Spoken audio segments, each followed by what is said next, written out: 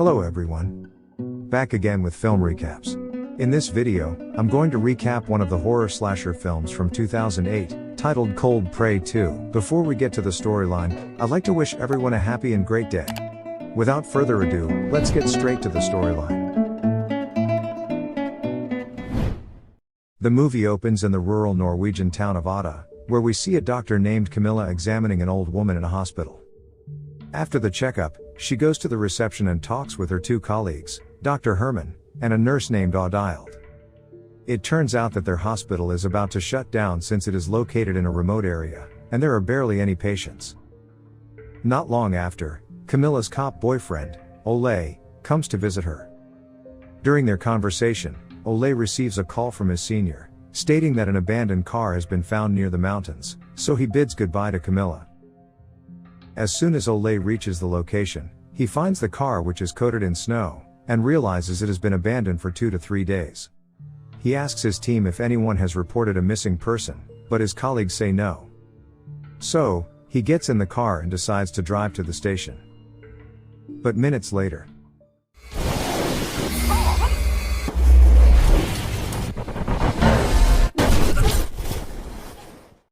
Ole almost gets into an accident when an odd woman shows up in the middle of the road with a pickaxe.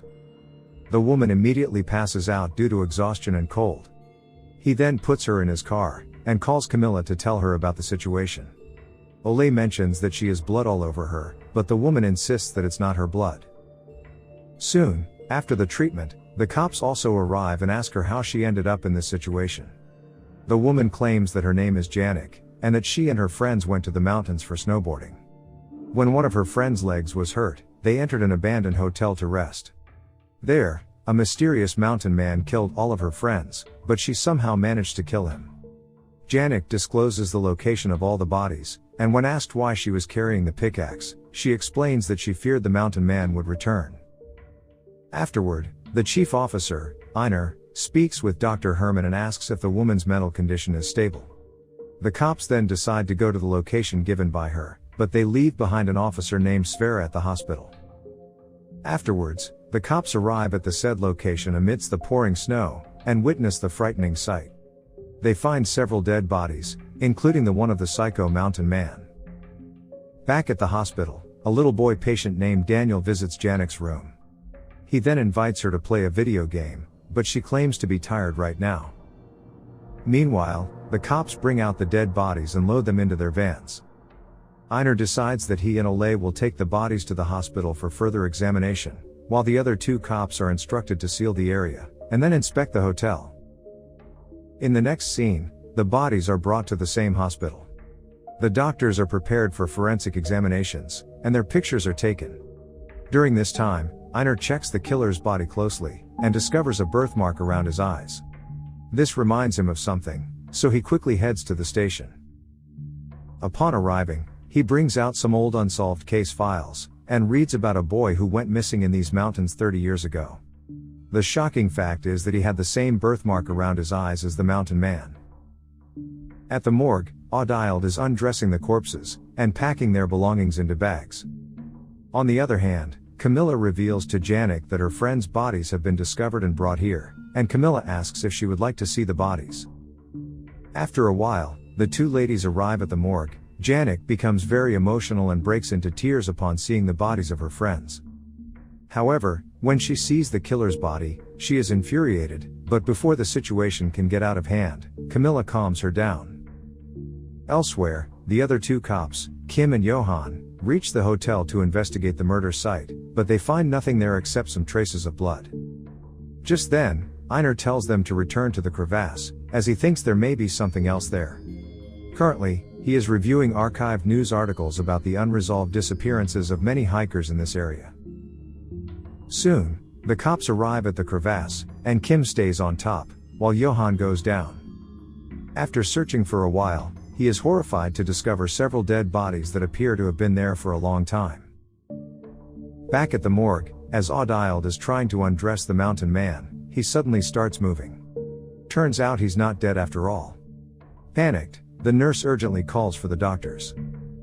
Although the man is a cold-hearted killer, they still decide to resuscitate him as it is their duty. Soon, Janek hears the commotion and comes out to see what's happening. Upon realizing that the doctors are trying to save the killer, she becomes enraged. She starts acting violently, and even punches Svera in the face. But the cop eventually restrains her hands, and she is taken back to her room. Following the doctor's emergency procedure, the mountain man's heartbeat returns to normal. Svera handcuffs him to the bed and sits down to watch over him. After the doctors leave, Audild stays with Svera and begins to treat his injuries. They exchange compliments and flirt with each other. Audild then mentions that her shift is over and that she'll head home now. But as she walks away, unfortunately, before the cop can figure anything out, the killer grabs a surgical instrument and slices his throat in a single stroke. Meanwhile, Audild goes to take a shower, completely unaware of the impending danger. Once she's done, she dries her hair and gets dressed. She then walks into the corridor, only to find the place completely dark. Slightly scared, Audild reaches for a switch and turns on the light. But this is when the killer shows up and strikes her with an extinguisher. Sometime later, she regains consciousness and finds herself inside the shower. As soon as she opens her eyes, she sees the mountain man in front of her, and he bludgeons her with the same extinguisher, leading to her demise. Elsewhere, Dr. Herman and Camilla are surprised when the lights go out and the entire hospital becomes dark.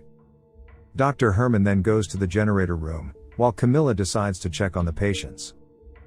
Meanwhile, Einar investigates the mountain man's background and watches a recorded interview with the boy's parents. They describe how he went out to play as usual and then never came back. In the other article, there are a lot of horrible incidents in the abandoned hotels area, which made tourists flee and push the hotel to the brink of bankruptcy.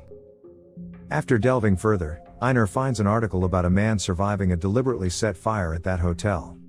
The man was a district doctor named Haldor, so Einar contacts him and they agree to meet at a local cafe.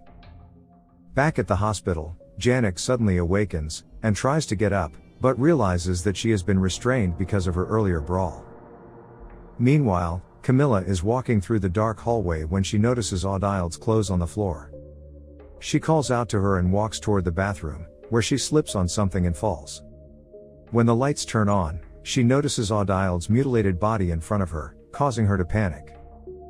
On the other hand, Herman is working on fixing the generator when he senses someone's presence in the room. He then turns around to find the same mountain man in front of him. Terrified, Herman tries to run away from there, but he stumbles on the stairs. The killer brutally breaks his neck, killing him on the spot. Meanwhile, a panicked Camilla goes to the reception to make a call, but finds that the phone isn't working. She then realizes that the killer is approaching, and quickly hides behind the reception desk. The killer moves around the area and grabs a murder tool. Fortunately, he doesn't notice her presence and walks away. Elsewhere, Einar meets with the former district doctor Haldor, and Haldor starts sharing the backstory of the mountain man's family. He reveals that various search parties have been assigned to discover the family throughout the years, but to no avail. He also suggests that the parents may have been murdered, and then says that the kid was never really normal. When he was born, he was stillborn and declared officially dead. But 4 hours later, his heart miraculously started beating. In the hospital, Janek continues her attempts to break free, right when the little boy Daniel enters the room, and she asks for his help to release her. The boy checks the cabinet, grabs a pair of scissors, and cuts her restraints. Janek then asks him to keep quiet, as she fears something has gone wrong. After a while, the two arrive at the room where the mountain man was kept earlier, but they only find an empty bed with handcuffs left behind. Just then, Janek notices him walking down the hallway, forcing her to retreat. After the killer is gone, she hides Daniel in a closet, and instructs him not to come out until she returns. In the next scene, Janek goes to the medical lab, where she initially breaks down in tears.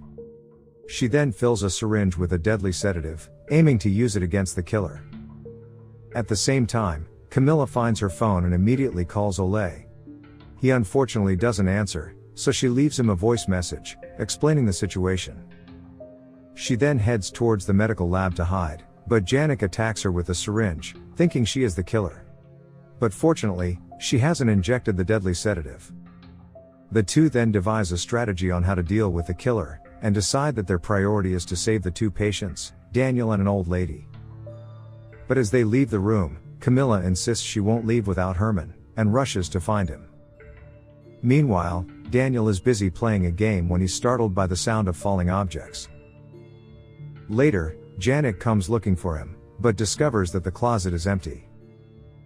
On the other hand, when Camilla reaches the morgue room, she hears footsteps approaching. She hides under a trolley table used for carrying corpses, while the mountain man retrieves his belongings, including his original pickaxe. Camilla hangs under the bed, but eventually gets tired and falls. This exposes her location, but Janet arrives in the nick of time and shoves a trolley table into the killer. The girls rush out of the room and lock the metal door. Daniel also shows up and the three quickly exit the hospital. Luckily, the cops have just arrived, and Janet informs them that the killer has been confined in the morgue. But she doesn't want to take any more chances. She decides to finish off the mountain man herself, but Einar stops her, claiming that they will handle the matter themselves. The police place her in the locked police vehicle to ensure she stays put. After this, the cops get ready to storm the hospital, including Ole. Camilla urges him not to go, but he insists that he'll be fine. Soon, Daniel's mother arrives to pick him up, and he bids farewell to the ladies. Einar, accompanied by Kim and Ole, then enters the hospital armed with guns, while Johan stays in the car with the girls. Shortly after, the cops reach the morgue room, but shockingly discover no one inside. This makes them realize that the mountain man is once again on the loose. As they are making their way out, they find Sverre's dead body in the corridor. Seeing this, Kim becomes very emotional, and despite Einar's refusal, he ends up approaching the dead body. But as soon as he does this, he gets stuck in a wire trap. The mountain man pulls him into a room, and then Einar discovers Kim already dead inside. The killer also advances toward Ole, and viciously attacks him. Einar follows them into a room, but he is also attacked there. Outside, Johan tries to contact his team but receives no response. This makes Janek realize that the mountain man has killed all the cops. With no options left, Johan and the girls decide to go inside, but before they can even exit the car, the mountain man appears and kills Johan with a single strike.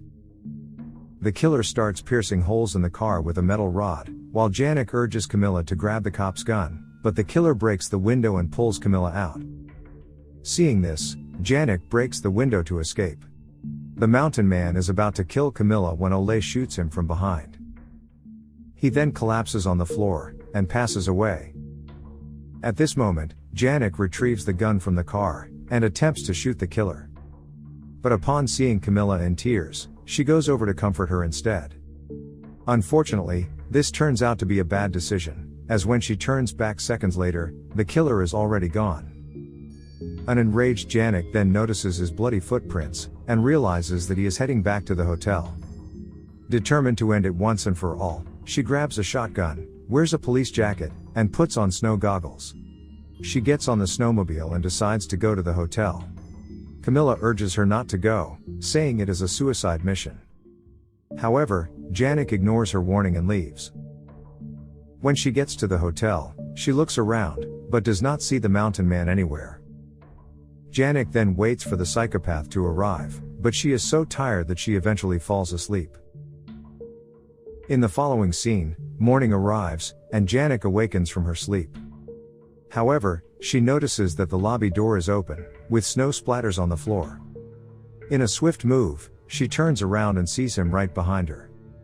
Janek attempts to shoot him with her gun, but he effortlessly swats it away. He then begins toying with her, while Janek desperately tries to get the shotgun. Finally, the mountain man decides to finish her off. But then, someone shoots him from behind. It turns out to be Camilla, and with her shot, she has severed 2 of his fingers. She attempts to shoot him again, but he becomes enraged, and throws her out of the hotel. The mountain man then grabs her, and proceeds to gouge her eyes out. But fortunately, Janek grabs his pickaxe, and swings it toward him, piercing his torso. This causes him to collapse to the ground. Here Camilla thinks that he is finally dead, however, Janik isn't going to take any chances now. She grabs the shotgun and shoots him directly in the head. Okay guys, that's all the recap of Cold Prey 2 2008. Thanks for watching. See you again in the next video.